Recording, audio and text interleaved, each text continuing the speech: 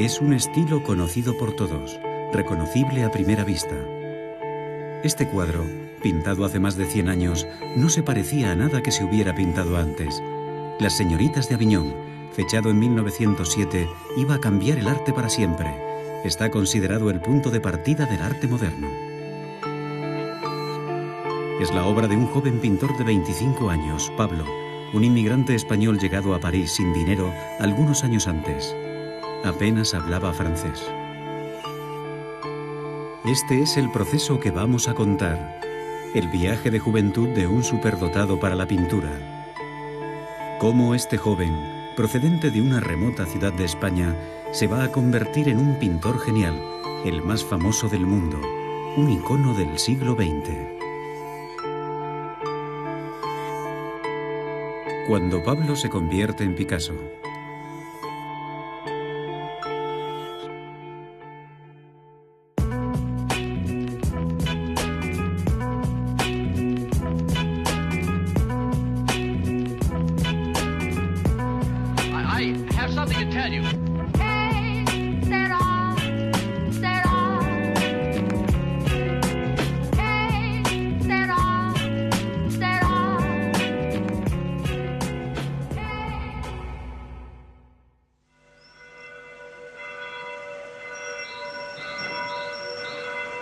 Nace el 25 de octubre de 1881 y a los 10 días es bautizado siguiendo la tradición católica en la Iglesia Santiago el Mayor de Málaga.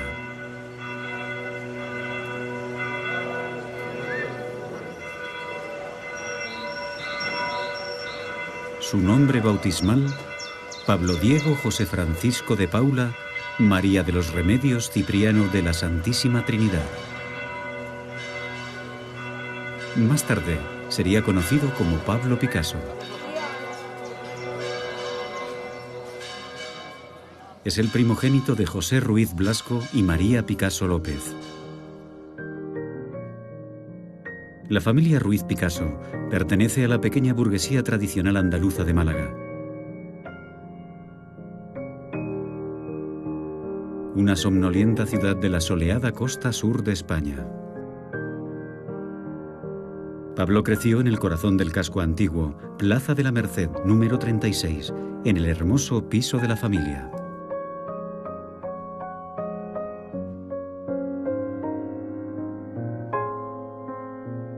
Es el primogénito. Es el centro de la vida familiar desde su más tierna infancia.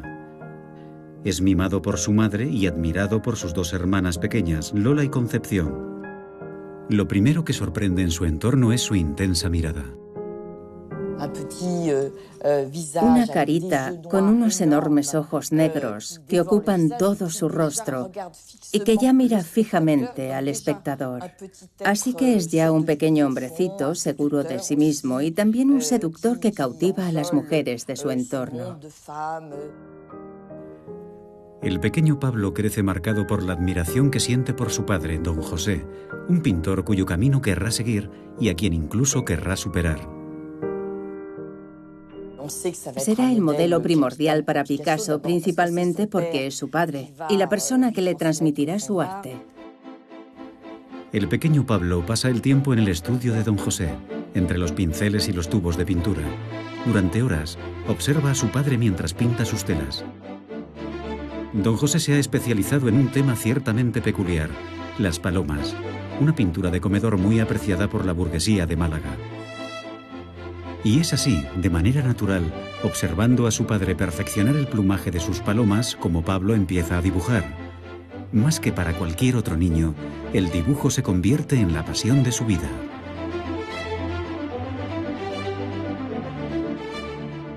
Enseguida lo vemos dibujando. Dibuja los recuerdos de la familia. Desde los 5 años, Pablo dibuja de forma compulsiva. Dibuja en cuanto puede, en cualquier parte, en todos los soportes, y acepta ir al colegio con una condición: que le dejen dibujar.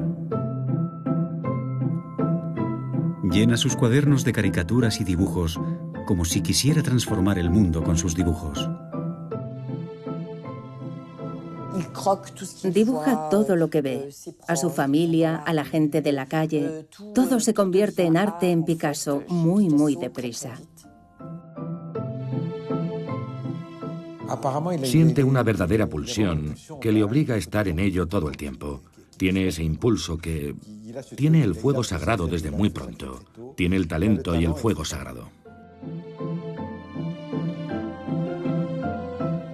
Para impresionar a la gente, está siempre buscando nuevos desafíos.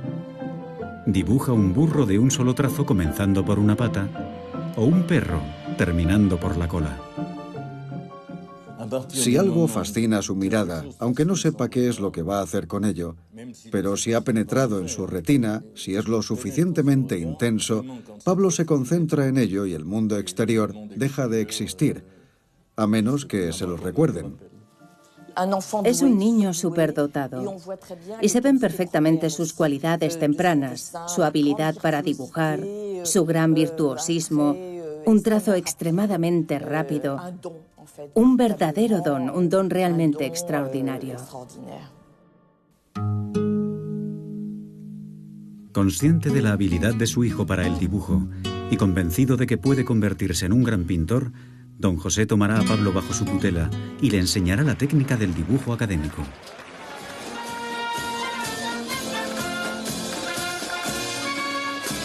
Don José es un aficionado, un fanático de los toros. Lleva regularmente a Pablo a las plazas municipales. Las corridas de toros se convertirán en un tema recurrente en sus lecciones de pintura. Picasso estuvo muy supervisado, motivado e impulsado por su padre, que sin duda vislumbraba una carrera de pintor académico virtuoso para su hijo. De modo que sí, hizo una inversión, prestó atención a la formación de su hijo. Pablo tiene 8 años cuando dibuja esta escena de una corrida de toros. Su trazo es rápido, muy alejado del trazo más laborioso de cualquier niño de su edad. Para representar a la multitud esquematiza y se concentra en lo esencial, el combate que tiene lugar en el ruedo.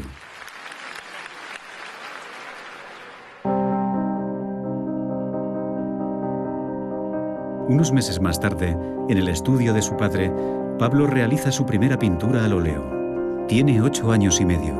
Un torero, evidentemente. Lo titula El pequeño picador amarillo. Su pincelada es todavía insegura, pero su mirada denota una precocidad sorprendente.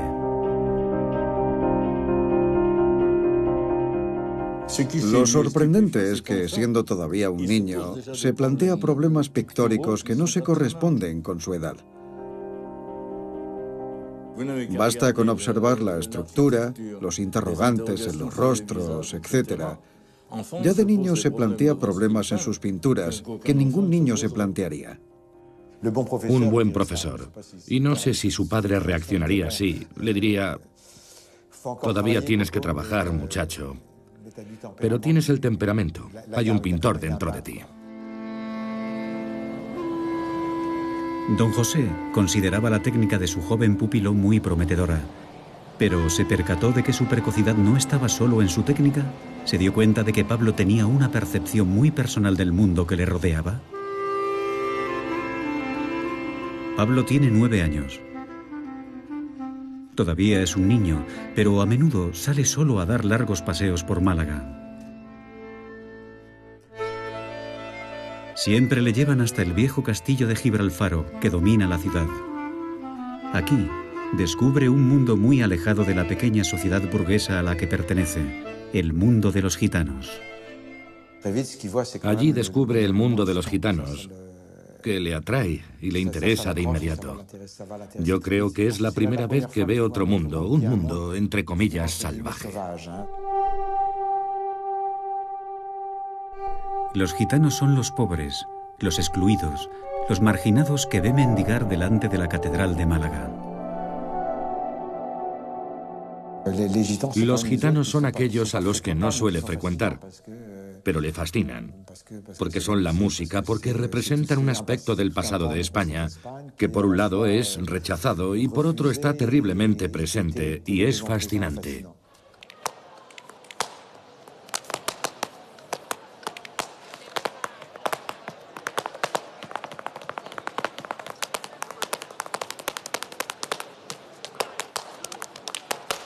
Es otro mundo, y lo veremos permanentemente en Picasso, en su vida. Es decir, que hay un lugar aparte, existe otro lugar. Un lugar aparte, un mundo muy alejado del universo académico de su padre, poblado por figuras simbólicas que más tarde habitarán en su pintura. La emancipación de Pablo será progresiva. Se acelera ostensiblemente cuando la familia Ruiz Picasso debe abandonar Málaga precipitadamente. Don José se gana muy mal la vida como pintor. En 1891, los problemas financieros le obligan a aceptar un puesto mejor remunerado como profesor de dibujo en el otro extremo de España, en el norte, en A Coruña. Pablo tiene 10 años cuando llega con su familia a esta austera ciudad de la costa atlántica. La desubicación es brutal. A Coruña es una ciudad de Galicia muy lluviosa, con un ambiente muy cerrado. Es realmente una atmósfera mucho más claustrofóbica. Imagínese que vive usted en Marsella y se muda a Milus. Él cambia de mundo, cambia en cierta medida de cultura, de espacio, de paisaje. Así que son unos años que en la vida del padre de Picasso, e incluso en el Picasso adolescente, están asociados a una especie de melancolía. En A Coruña, una nueva tierra sin sol, sin toros, sin amigos, don José se deprime y pasa la mayor parte del tiempo mirando caer la lluvia. Pablo asiste impotente al hundimiento psicológico de su modelo. Y para huir de ese triste espectáculo se refugia en el dibujo. A diferencia de don José, Pablo se siente más bien estimulado por esta España nueva, por estos paisajes grandiosos de costa salvaje.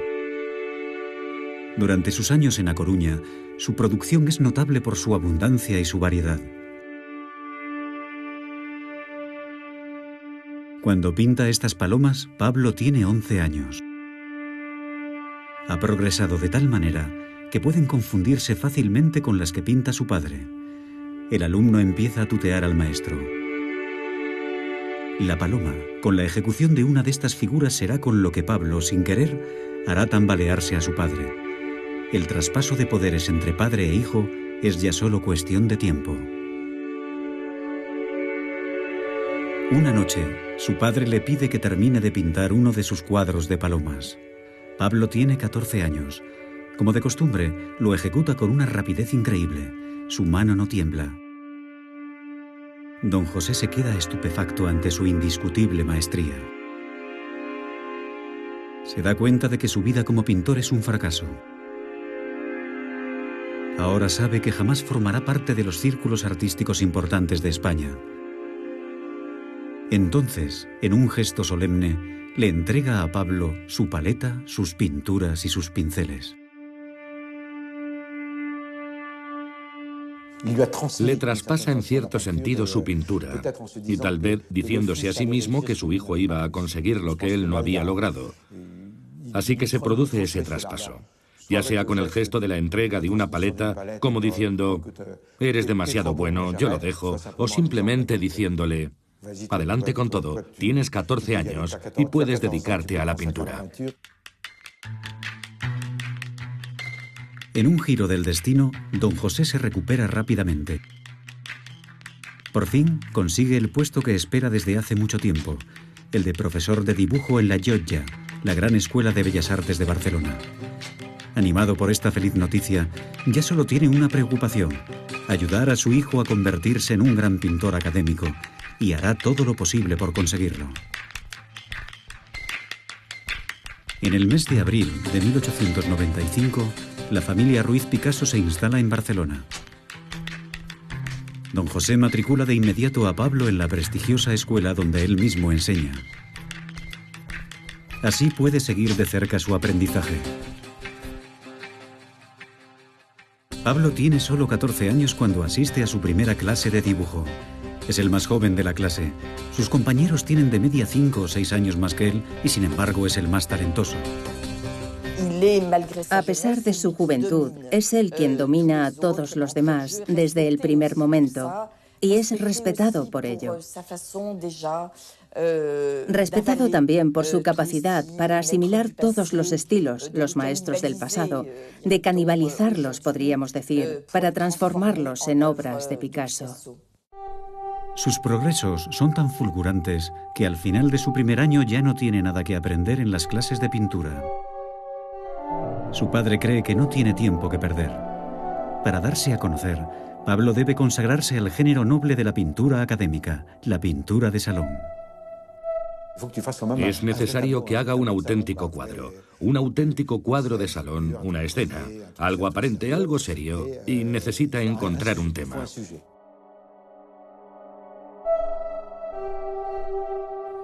En 1896 ve la luz su primer cuadro oficial. Es una tela inmensa, una verdadera proeza para un muchacho tan joven. El padre y el hijo han escogido el tema juntos, la primera comunión.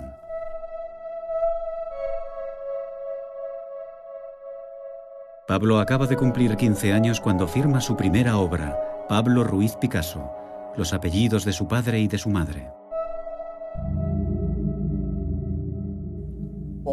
Reconocemos al padre con su barba rojiza, su aire austero, melancólico, introvertido. En todas sus primeras grandes composiciones está presente. También en los dibujos del joven Picasso. La figura del padre ha pasado de ser pintor a ser modelo de su propio hijo. Es una situación freudiana de alguna manera y un tanto ambigua. En cualquier caso, el modelo encuentra a su gusto este primer intento de pintura de salón. En julio de 1896, Pablo se convierte en un héroe en Málaga. La familia Ruiz Picasso al completo, padres, tíos, padrinos, primos y primas, se reúne para apoyar al pequeño pintor prodigio. Pablo nunca se ha sentido tan orgulloso y su autoestima se acrecienta porque va a vivir algo que ningún aprendiz de pintor ha conocido en España.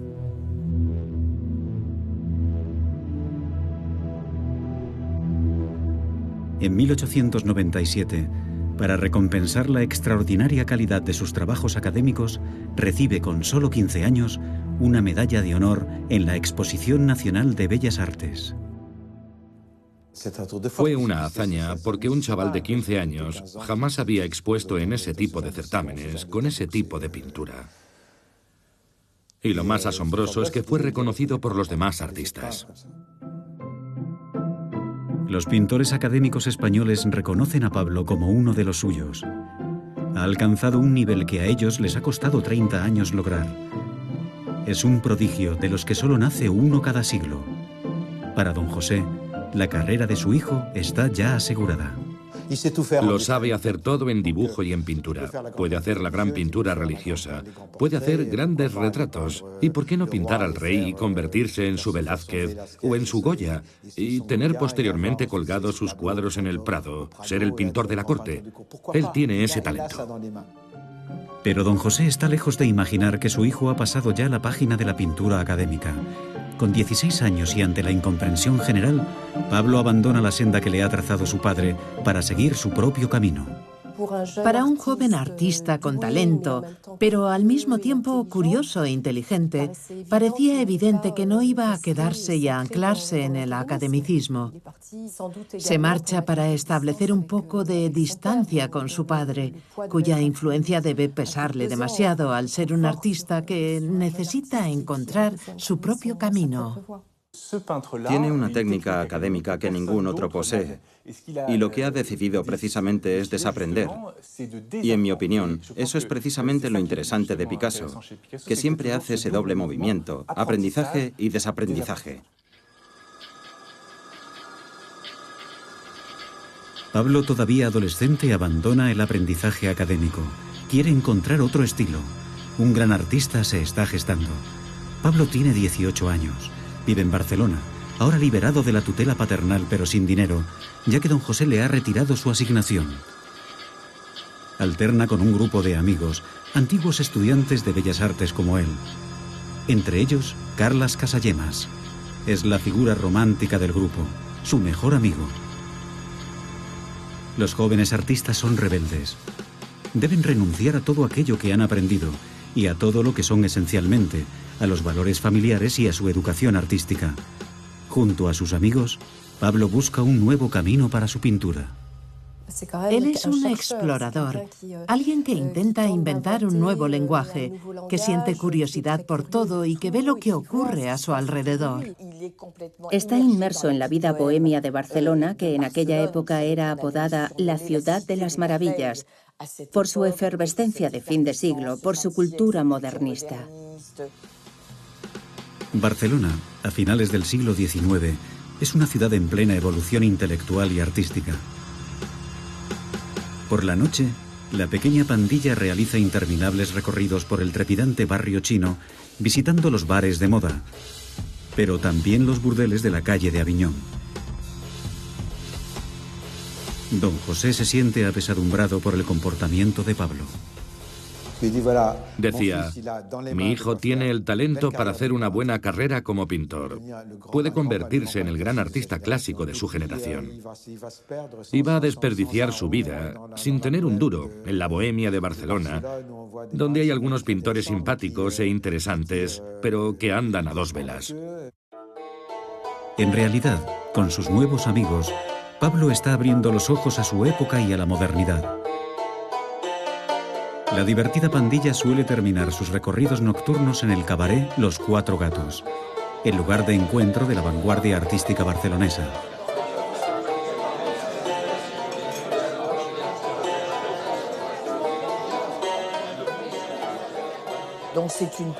Es una taberna donde se reúnen. Allí comen y beben por unos cuantos céntimos. Y es también una especie de círculo intelectual donde se intercambian ideas. Aquí, Pablo encuentra un mundo de artistas de vanguardia, como el dibujante Ricardo Piso, quien le dibuja rodeado de sus amigos. Son artistas modernos con sus ojos puestos en París, el centro mundial del arte. A través del contacto con ellos, Pablo cambiará por completo su mirada sobre la pintura. Sus compañeros le hacen comprender que en la pintura están pasando otras cosas, que la pintura está cambiando en París y en Múnich, y que lo que hacía Toulouse-Lautrec era otra cosa mucho más interesante que lo que le estaban enseñando, que no podía pintar la primera comunión y ciencia y caridad toda la vida. Ahora ya es una evidencia para Pablo. Si la pintura moderna se hace en París, hay que ir a París.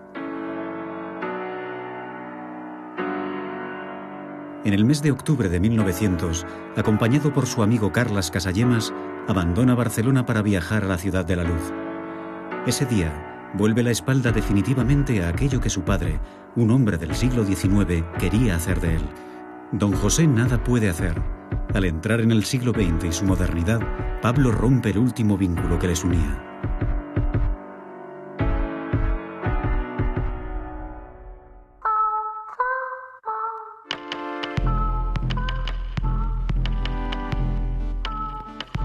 Pablo Ruiz Picasso llega a París el día que cumple 19 años.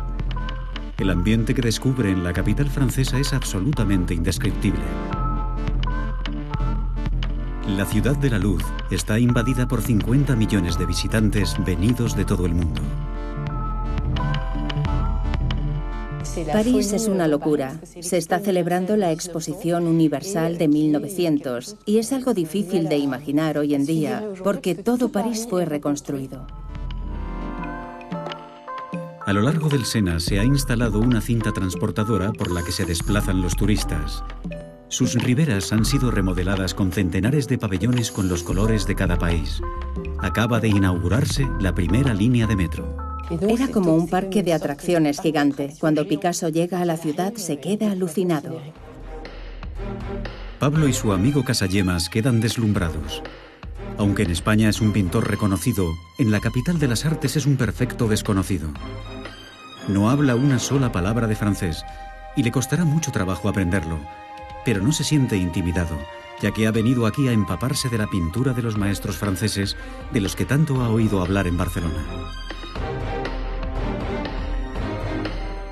Cuando eres artista y llegas a París a finales del siglo XIX o a principios del siglo XX, es para triunfar, para ser reconocido, y porque es verdaderamente el núcleo donde se está haciendo lo mejor.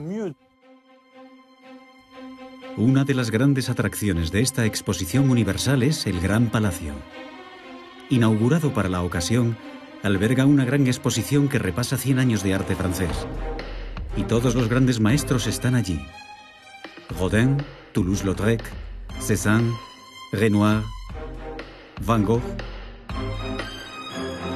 Se siente abrumado al contemplar esta exposición de vivos colores. Son obras maestras que él solo había visto en pobres reproducciones en blanco y negro. Aunque venera a todos estos artistas, ya solo tiene una idea en mente: medirse con ellos. Y está convencido de que él, Pablo Ruiz Picasso, puede superarlos.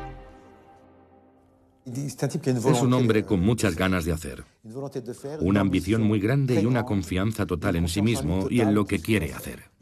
Una ambición desbordante de convertirse en el artista más grande de todos los tiempos. Con su asombrosa memoria visual, su virtuosismo también extraordinario y su habilidad para absorber todos los estilos, aquello significará una lección fantástica. Y ya sabemos el efecto que tuvo, porque muy pronto en su carrera, su trabajo tanto pictórico como escultórico sufrirá una transformación. Para conquistar París, Pablo eligió la zona donde debía vivir, Montmartre. Es el lugar de encuentro de pintores y de la bohemia artística.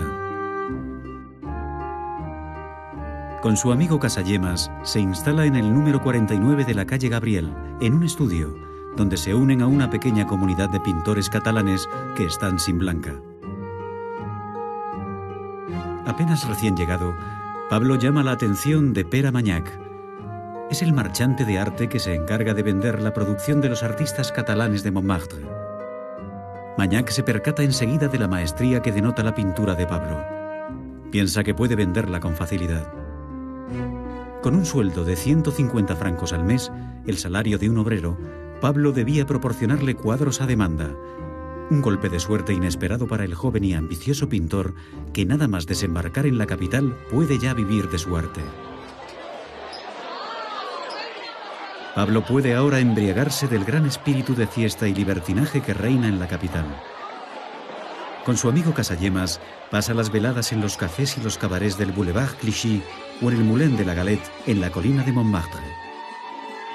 En este ambiente de fiesta conoce a las chicas de Montmartre, mujeres fáciles, muy liberadas, bailarinas, camareras, a veces modelos, pero a menudo amantes de los artistas bohemios. No sabe nada ni del amor ni de las mujeres y, sobre todo, nunca ha visto besarse a nadie en la calle. Le parece una locura poder tener una amante con tanta facilidad, que la vida sea tan fácil, que no sea cara. Él vivirá de la pintura en una especie de orgía ideal. Pablo y Casagemas no tienen aún 20 años cuando se lanzan precipitadamente, sin evaluar los riesgos, a esta vida de placeres donde todo parece posible. Casagemas da rienda suelta a una pasión violenta por la bella Germaine Gargallo. Se trata de una lavandera que además posa para los pintores del barrio. El joven artista romántico dibuja amorosamente a la musa que ocupa todos sus pensamientos, pero la joven pareja se desgarra. Las peleas se convierten en un acontecimiento cotidiano y Pablo ve cómo su amigo se hunde gradualmente en la bebida. Casagemas tenía con las mujeres una relación muy difícil y complicada, siempre a flor de piel. No podía mantener relaciones sexuales con esa mujer, así que ella lo despreciaba profundamente y él, avergonzado, no hablaba de ello con nadie. Casagemas no se da cuenta, pero Germaine se siente atraída irresistiblemente por Pablo. Es un seductor que goza de una cierta autonomía y que tiene una relación más bien dominante con las mujeres. Es Germaine la que se acerca a Picasso. De modo que hay una cierta infidelidad por parte de Germaine, pero también por parte de Picasso hacia su amigo. Y esta especie de triángulo amoroso que podría haber sido tema para una pieza de vaudeville acaba finalmente en tragedia. La noche del 17 de febrero de 1901, Casagemas invita a todos sus amigos a cenar en un restaurante cerca de la Plaza Clichy. Picasso no está presente, pues ha ido a visitar a unos amigos a Barcelona. De repente saca una pistola del bolsillo y dice: como Germaine no me quiere, mi vida no vale nada. En ese momento, Casagemas se levanta de la mesa y se dispara un tiro en la cabeza delante de Germaine y de todos los presentes. Pablo se entera de la noticia a su regreso. Curiosamente, no se muestra especialmente afectado.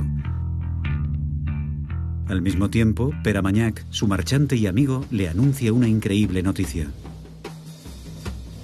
Acaba de conseguirle una exposición con Ambroise Vollard, el célebre galerista de Renoir y Cézanne. Pablo no está preparado para un evento de tal importancia, así que se lanza a tumba abierta a trabajar. En solo un mes entregará alrededor de 60 lienzos.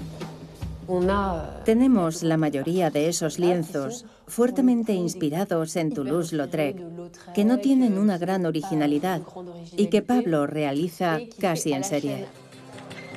El 25 de junio de 1901, la Galería Ambroise Vollard, situada en la calle Lafitte, en el distrito 9 de París, celebra la primera exposición de Pablo Picasso, un joven artista español de 19 años aún desconocido para el público.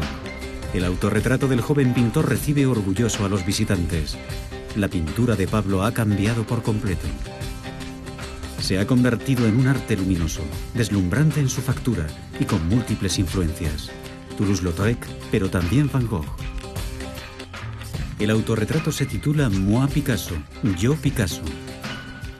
Ese día, Ruiz, el apellido de su padre, desaparece para siempre de sus cuadros. A partir de ahora, Picasso será su nombre artístico. Firma Picasso, el apellido de su madre, y es al mismo tiempo una evasión. La conciencia de su propia personalidad. Yo Picasso. Dice mucho sobre una suerte de ego triunfante. Se dirige hacia nosotros, hacia el espectador, en una postura desafiante, como diciendo: yo, Picasso, sé lo bueno que soy. Es un puñetazo en toda regla. Es un puñetazo a través de la pintura. La exposición constituye un éxito y será objeto de algunos artículos de prensa muy elogiosos en los que Pablo recibe el apelativo de El Pequeño Goya. El joven pintor se siente orgulloso de su entrada triunfal en la escena parisiense y posa altivo en esta fotografía, ataviado con terno de terciopelo y corbatón, rodeado de su pequeña corte. Nunca se ha mostrado tan triunfante y seguro de sí mismo, y sin embargo, esa máscara caerá muy pronto.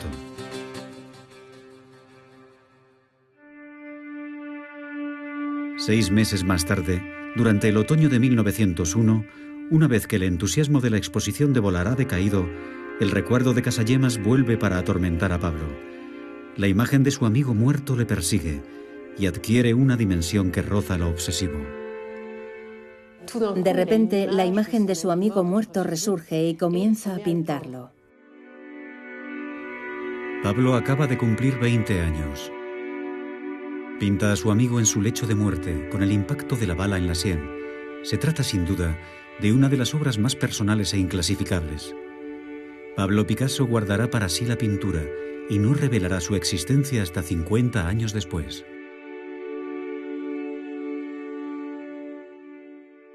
La pintura de una persona muerta puede ser clínica, un simple cadáver, pero en su caso representa el luto de un amigo íntimo. No es un cadáver, es Casagemas muerto, mi amigo muerto.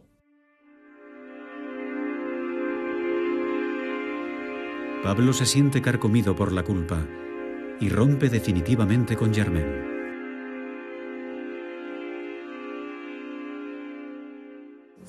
La muerte de Casagemas será uno de los hilos conductores de la pintura de Picasso hasta el final. La presencia de la muerte se convierte en un elemento fundamental en su obra. Diría incluso el sentimiento de la muerte mezclado con el deseo amoroso, mezclado con la sexualidad. Tenemos la sensación de que todo bebe de esa misma fuente. Es entonces cuando se produce una verdadera ruptura. Picasso tiene 20 años justos y decide abandonar la pintura fácil y empieza a realizar una pintura atormentada por la muerte.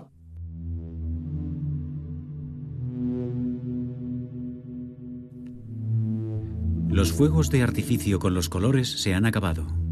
La pintura de Pablo se vuelve azul, solo azul. A través de este velo, el velo de la melancolía, Pablo mira ahora el reverso del decorado de la Belle Époque.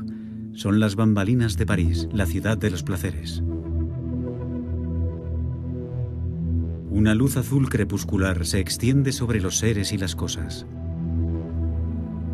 sobre las calles sinuosas y sobre las fachadas desconchadas de las casas grises. Para Pablo, la pintura ya no puede quedarse en lo pintoresco o lo anecdótico, sino que debe buscar la verdad de la naturaleza humana. A partir de ahora la pintura se centra en los rostros de los miserables, de los mendigos, de esas personas desamparadas cuyo futuro parece desprovisto de toda esperanza. Es un periodo anticomercial en el que Picasso se encierra durante más de 3 años sin conseguir vender prácticamente su obra, apenas unos pocos lienzos. Pere Magnac, su marchante, está desconcertado por la evolución de su protegido. Esa monocromía azul le horroriza. Incluso sus amigos catalanes observan con preocupación cómo se obstina en esa pintura sombría e invendible. Todo el mundo le da la espalda. El propio Magnac se encara con él, le recrimina su actitud y lo abandona. Se queda sin marchante y ya no tiene forma de ganarse la vida. Hubo momentos en París en los que sabemos que no tenía nada que comer. Hay una anécdota que cuenta que en cierto momento fue a robar un pedazo de pan en el estudio de un amigo. Llevó una vida bohemia muy dura. Creo que pasó por un periodo de incertidumbre muy difícil, en el que se plantea regresar de vez en cuando a Barcelona para ser alimentado por su familia. Se preguntaba, ¿debo seguir en París o qué debo hacer? A los 21 años, sin recursos, Pablo, completamente hundido, se ve obligado a regresar a Barcelona para vivir cerca de su familia. Es la admisión del fracaso. Don José considera que su hijo lleva una vida de vagabundo e inútil y que no tiene ninguna posibilidad de ganarse la vida con la pintura que hace. Pablo se encuentra perdido. Trata de encontrarse a sí mismo y su arte. Entre los 20 y los 24 es algo normal. Muchos artistas, incluso los grandes, todavía lo hacen entre los 40 y los 45. También hay una cierta ingenuidad del niño que ha crecido demasiado rápido. Pablo reflexiona sobre su propio ser, sobre el sentido de su existencia. Y es, una vez más, en una gran pintura, donde encontrará la respuesta a sus preguntas. En 1903, en un pequeño estudio que alquila en Barcelona, Pablo pinta La vida. Tiene 22 años. En esta composición alegórica y muy moral, Pablo regresa a la tragedia que tanto le ha conmocionado. Sitúa a Germain en brazos de Casagemas y frente a ellos representa al niño que podrían haber tenido juntos. Es una especie de transfiguración de lo que podría haber sido, es decir, la proyección de una pareja con un hijo.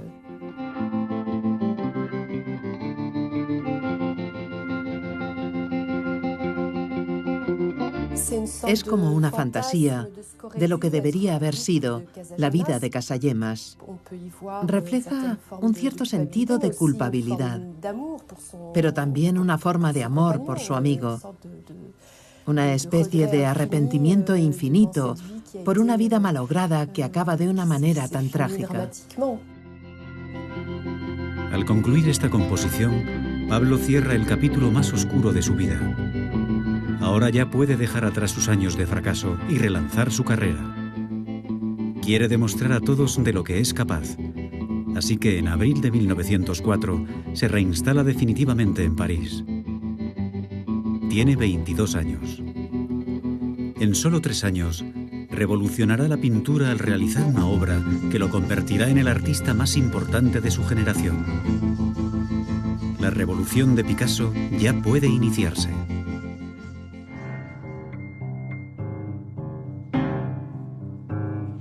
Pablo Picasso se instala en el corazón de Montmartre, en una casa que es una verdadera institución artística, el Bateau Lavoir.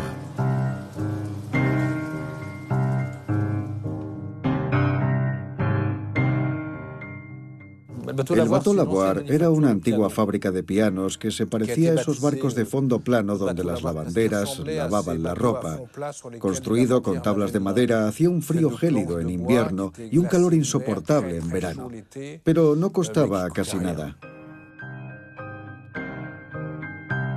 Pablo Picasso se instala en uno de los talleres de este destartalado edificio. Convive con otros 15 artistas, la mayoría catalanes, que como él tratan de hacerse un nombre. Paradójicamente, es en este ambiente de pobreza y miseria donde vivirá el periodo más feliz y fecundo de su juventud. Aquí un día cruza su mirada con una mujer. Se llama Fernande Olivier, es modelo profesional y tiene como él 22 años. Desde el primer momento que posa su mirada sobre Fernande, se enamora perdidamente y va a comenzar una incansable persecución que será coronada por el éxito un día tormentoso. Esa noche, Fernande corre a toda prisa para refugiarse en el Bateau Lavoir. Pablo está allí, esperándola al otro lado de la puerta. Está completamente empapada y él le ofrece visitar su estudio y una vez allí se queda atónita. Fernande está acostumbrada a los estudios de artistas, pero nunca ha visto uno semejante al de Pablo. Era un desastre, un auténtico vertedero. Había una estufa, lienzos tirados por todas partes en el suelo. A un lado del estudio hay carbón completamente fosilizado, formando una especie de montón. Hay cigarrillos por el suelo, trozos de periódico, latas de sardinas, es decir, un ambiente muy poco limpio. En este caos increíble, Fernande pasará varios años con Pablo. Junto a ella, su pintura se transforma y los colores cálidos regresan a sus lienzos. Alrededor de la joven pareja bohemia se forma un círculo de amigos. Entre ellos, el poeta Mas Jacob, uno de los personajes de Montmartre. Enseña francés a Pablo, haciéndole leer la poesía de Paul Verlaine. El poeta y crítico de arte Guillaume Apollinaire, apoyo infatigable de Picasso, también le visita con frecuencia en su estudio. Había al mismo tiempo un caudal de amistad y un caudal artístico. Era un caldo de cultivo fantástico. La fuerza de todos ellos es que son conscientes de que son grandes genios. Saben que van a revolucionar el mundo. Eso les permite aceptar la miseria cotidiana en la que viven.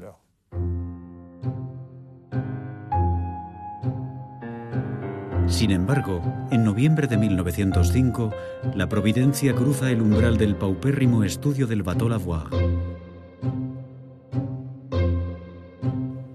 Tiene 30 años y se llama Gertrude Stein. Es una mujer americana, heredera de una familia muy acaudalada. Con ayuda de su hermano Leo, está reuniendo la mayor colección de pinturas de vanguardia. Pocos días antes, en casa de un marchante, Gertrude se había parado delante de un cuadro de Pablo. Seducida, esta mujer perteneciente a la alta burguesía se presenta en el edificio del Bateau Lavoir sin previo aviso para comprar una decena de sus pinturas por una suma de 800 francos, una pequeña fortuna para Pablo. El encuentro con los Stein cambia completamente la vida material de Picasso. Después de conocerlos, no volverá a tener problemas financieros. Pablo se siente atraído irremisiblemente por la fuerza que desprende este personaje tan fuera de lo común que acaba de entrar en su vida. Es una mujer voluminosa, de orientación homosexual, condición que no oculta. Llevaba sandalias de hombre y era bastante imponente. Pablo, guiado por su ambición, sabe que se encuentra en presencia de la persona que puede cambiar su vida. Es una oportunidad que no puede dejar pasar. Se ofrece a pintar el retrato de Gertrude Stein y ella acepta. Todos los días, Gertrude Stein abandona su elegante barrio y cruza París para posar en el Bateau Lavoir.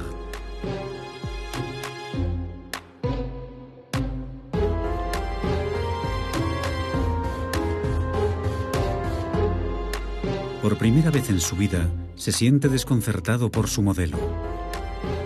No encuentra la solución para representar su rostro, a pesar de los continuos posados. El desafío que le planteaba ese rostro se convierte poco a poco en una especie de obsesión. No puede representar a esa mujer como había pintado a las otras mujeres. No está delante de una de sus amantes, ni de un modelo femenino clásico. Su homosexualidad para él, que es un gran seductor de mujeres, debía asemejarse a un enigma. ¿Cómo pintar un rostro tan singular? Pablo busca la inspiración en los paraísos artificiales. Cierta noche, tiene un sueño opiáceo muy inquietante. Una revelación.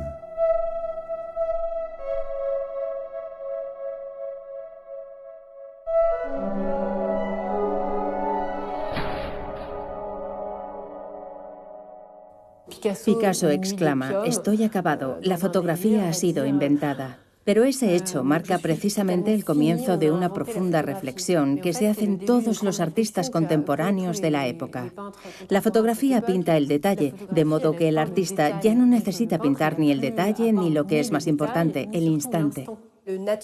El naturalismo no podía expresar la inteligencia y la agudeza de la expresión del rostro de Gertrude Stein. Así que necesitaba inventar una nueva forma de pintar. Y esa conciencia será el germen de la modernidad. Hay que ver las cosas de otra forma. Pablo tiene 24 años cuando toma la decisión de empezar de cero, de refundar su pintura. El 11 de mayo de 1906 deja el retrato de Gertrude Stein inacabado y parte con Fernand hacia España. La lleva a Gósol, un pequeño pueblo perdido en las montañas del interior catalán, un lugar que un amigo le ha recomendado. Y es aquí, en medio de este entorno natural crudo, en este mundo rural arcaico, donde Pablo encuentra una nueva fuente de inspiración para relanzar su pintura. Realiza largas caminatas en soledad por este árido paisaje. La tierra, que aflora pedregosa a la superficie, es de color ocre. Este ocre va a ocupar un lugar permanente en su paleta de colores. Se comunica con la gente y se siente bien. Se siente a gusto con los campesinos y con los leñadores. Son personas muy físicas, muy reales en medio de la naturaleza. Pero es una naturaleza profunda, ancestral, que está conectada con la historia, con lo arcaico y lo mitológico. Pablo hace su mayor descubrimiento en la iglesia de Gósol. Al entrar, se fija en una pequeña estatuilla romana del siglo XII, situada a la izquierda, en una hornacina. Es una virgen con el niño, la Virgen de Gósol. Pablo se queda conmocionado por la pureza de su rostro y sobre todo por el magnetismo de su mirada vacía, como fijada en una eternidad. Ahora sabe que ha encontrado lo que buscaba. En el otoño de 1906, ya de regreso en el Bateau Lavoir, termina su pintura, el retrato de Gertrude Stein. Bajo sus pinceladas, el rostro de Gertrude adquiere una apariencia geométrica. Ha sido reducido a un esbozo desnudo, el de una máscara casi impersonal, con una mirada ausente, exenta de emoción. Pablo le enseña su retrato a Gertrude Stein.